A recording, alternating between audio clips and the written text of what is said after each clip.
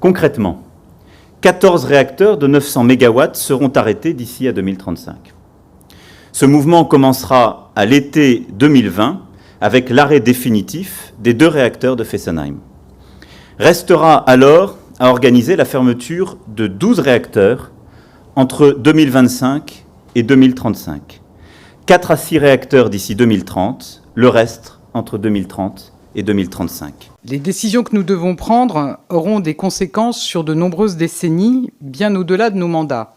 Et certaines d'entre elles n'auront des impacts concrets que dans plusieurs années.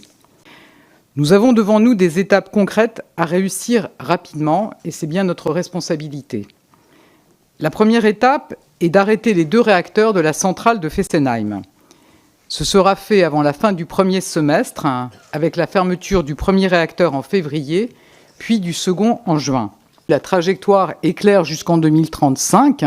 On va ramener la part du nucléaire à 50%, ce qui suppose la fermeture de 14 réacteurs. Donc je pense qu'on prend là aussi la peine, non pas d'afficher des grands objectifs sans préciser quelles en sont les conséquences.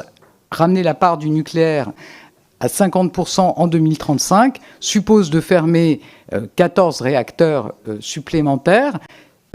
Pour moi, le fait d'avoir un scénario à 50% de nucléaire ne pose naturellement pas en soi un problème de sécurité d'approvisionnement. On doit être le seul pays au monde à avoir 72% de notre électricité d'origine nucléaire.